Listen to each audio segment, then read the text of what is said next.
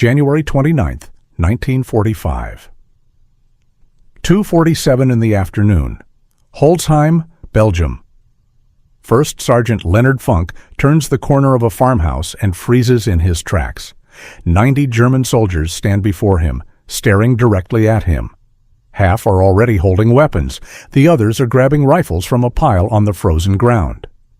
4 American GIs kneel in the snow, hands behind their heads.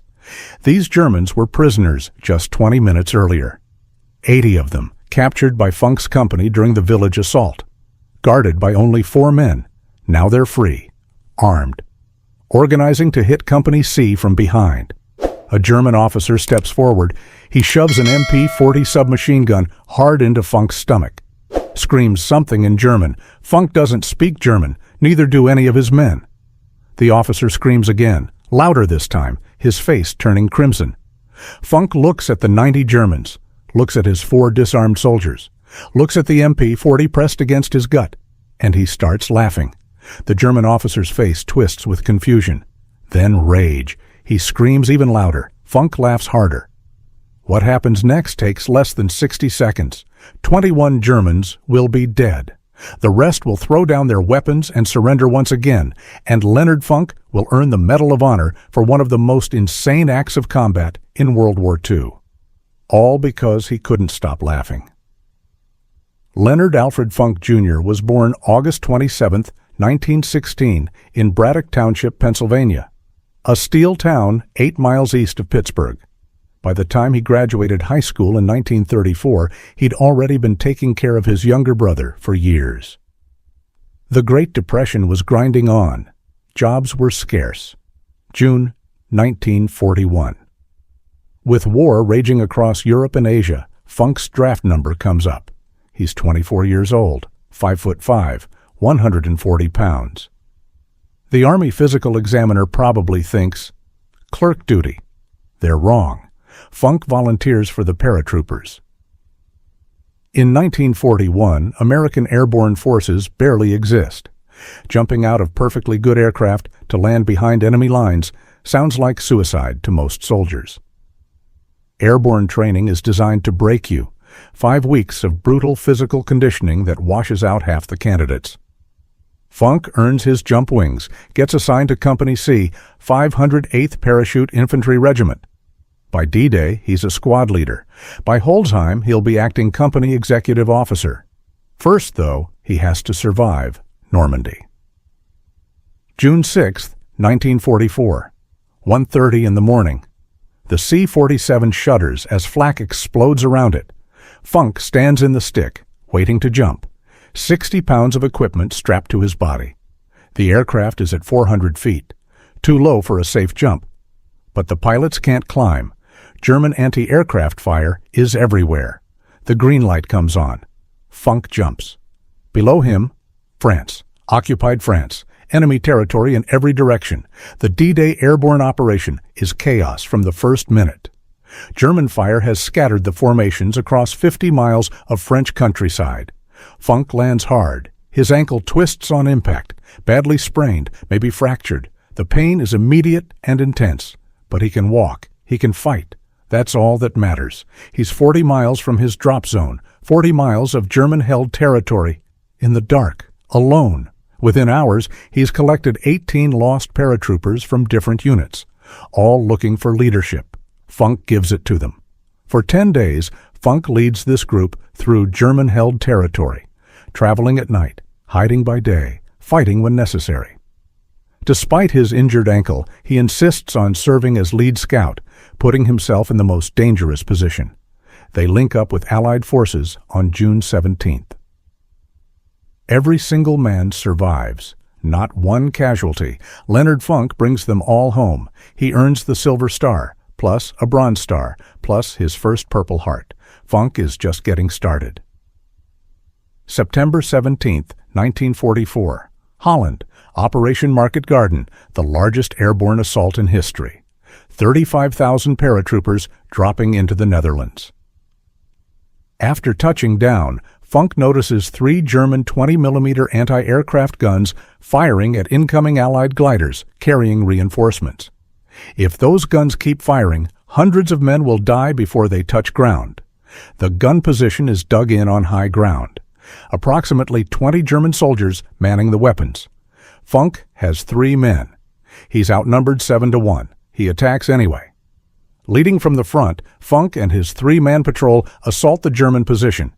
They kill the security detachment, storm the gun emplacements, neutralize all 3 weapons, 20 Germans, 3 Americans. The guns go silent. The gliders land safely. Funk earns the Distinguished Service Cross, second highest decoration for valor. Most soldiers who earn even one of these are considered heroes for life. Funk still isn't done. December 16, 1944. The Germans launch their last desperate offensive, 400,000 men, 1,400 tanks. The Battle of the Bulge, the largest battle the American Army will fight in World War II. The weather is brutal. Snow, ice, temperatures dropping to 5 degrees below zero. Then comes Malmedy. December 17, 1944. After a brief engagement, 113 Americans surrender to an SS armored battle group. They're herded into a farmer's field. Hands up, disarmed, prisoners of war. Then the SS opens fire, machine guns, pistols, rifles. 84 Americans die in that field, shot down like cattle. The news spreads through the American Army within hours. Malmedy changes everything. American soldiers swear they'll never surrender to the SS. When Funk hears about the massacre, something hardens inside him. This is murder, cold-blooded execution. Leonard Funk decides he will never surrender to the Germans. No matter what, that decision will matter very soon. The Allies are pushing back. Company C gets orders to capture the Belgian village of Holzheim. There's a problem. Company C is understrength. The executive officer has been killed. Funk is now acting executive officer. He walks to the headquarters tent. Inside are clerks, supply personnel, cooks, men who normally never see combat. "You're all infantry now," Funk tells them. "Grab your weapons." The march to Holzheim is 15 miles through waist-deep snow in a driving blizzard. Funk leads from the front. They reach Holzheim. Funk organizes the assault. His makeshift warriors follow him into the village. Funk and his men clear them all. 30 prisoners captured. Not one American casualty. Another unit captures 50 more Germans. 80 prisoners total. They're corralled in a farmhouse yard. There's still resistance in other parts of the village. Funk can only spare 4 men to guard the prisoners. "Keep them here," he tells the guards. Funk heads back into the fight. He has no idea what's about to happen behind him. While Funk is clearing the rest of Holzheim, a German patrol approaches the farmhouse, wearing white camouflage capes. They overwhelm the 4 guards, disarm them, force them to their knees. Then they free the prisoners. 90 German soldiers now. They grab weapons. They organize quickly to attack Company C from the rear. The German officer begins giving orders. That's when Leonard Funk walks around the corner. He rounds the corner and freezes. His 4 guards are on their knees in the snow. The prisoners are standing everywhere with rifles, organizing for battle. The German officer spots Funk immediately. The first sergeant stripes mark him as a leader. The officer strides forward, shoves his MP-40 into Funk's stomach, screams a command in German, "Surrender, drop your weapon." Except Funk doesn't speak German. The officer screams again, louder, his face red, veins bulging. Funk looks around. 90 Germans, half-armed, his 4 men disarmed and helpless. The mathematics of survival are 0. He's outnumbered 90-1. The sensible thing is to surrender. But Funk remembers Malmedy. 84 Americans murdered in a field. He's already decided he'll never surrender. So instead, Leonard Funk does something inexplicable. He starts laughing. Nobody knows exactly why Funk laughed. Maybe it was a tactic to confuse the enemy and buy time. Maybe it was stress. The human brain does strange things facing certain death. Funk himself later said he tried to stop laughing, but couldn't. Whatever the reason, the effect is devastating. The German officer screams louder. Funk laughs harder. He bends over, shoulders shaking. Some German soldiers start laughing too. The tension is bizarre. The officer is completely thrown off. This isn't how prisoners behave. For a few critical seconds, the German officer doesn't know what to do. And Leonard Funk uses those seconds.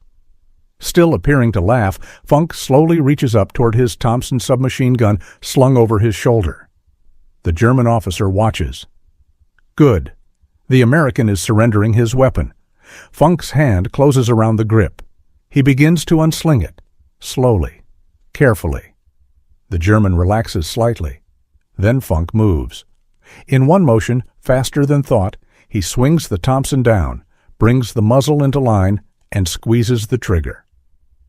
The M1A1 Thompson fires .45 caliber rounds at 600 per minute. The first burst catches the German officer in the chest. The officer is dead before he hits the ground. Funk doesn't stop. Can't stop. The moment he started shooting, he committed to killing everyone or dying himself. He pivots, still firing. The Thompson sprays lead across the German soldiers nearest him. Men scream. Men fall. Blood sprays across the snow. The magazine runs dry. 30 rounds gone in seconds. Funk yanks the empty magazine out, slams a fresh one in, racks the bolt, keeps shooting. At the same time, he's screaming, "Pick up their weapons." The 4 guards scramble for the rifles the dead Germans have dropped. The Germans are in chaos. Their officer is dead. The American who was laughing is now killing them. Some shoot back. Bullets crack past Funk's head. One round kills the soldier beside him. Funk keeps firing, moving, killing. His guards have weapons now. They're shooting too. 60 seconds. That's all it takes. 21 German soldiers lie dead in the snow. 24 more are wounded. The rest have thrown down their weapons. The prisoners are prisoners again. Leonard Funk stands in the middle of the carnage. Smoke rising from his Thompson, surrounded by bodies. When the Medal of Honor recommendation reaches Washington, nobody questions it. September 5, 1945. The White House. President Harry Truman places the Medal of Honor around Leonard Funk's neck. "I would rather have this medal," Truman says, "than be President of the United States." Leonard Funk is the most decorated paratrooper of World War II.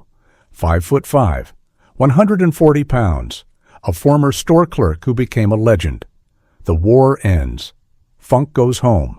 He doesn't write a book, doesn't do the lecture circuit, doesn't cash in on his fame.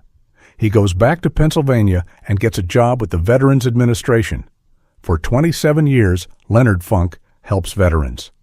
He rises through the ranks. His wife Gertrude sticks with him through all of it. They have 2 daughters. They live in a working-class neighborhood. The Medal of Honor hangs in a case somewhere. He never talks about it. When people ask about Holzheim, about the laughing, about the 90 Germans, he shrugs it off. Did what I had to do. That's it. November 20th, 1992. Leonard Alfred Funk Jr. dies of cancer. He's 76 years old. They bury him at Arlington National Cemetery. But most people have never heard of Leonard Funk. Here's what his story tells us. War doesn't favor the big or the strong or the reckless. War favors the ones who keep thinking when everyone else has stopped. At Holzheim, Leonard Funk had every reason to surrender. The math was impossible. 90 against 1, a gun in his stomach. Any rational person would have given up. But Funk wasn't thinking about the math. He was thinking about Malmedy, about what the Germans did to prisoners, about his men. So he laughed. And while the German officer was confused, Leonard Funk made his move. 60 seconds later, he was standing in a field of bodies, alive when he should have been dead. That's the story of Leonard Funk, the paratrooper who laughed at death and lived to tell about it.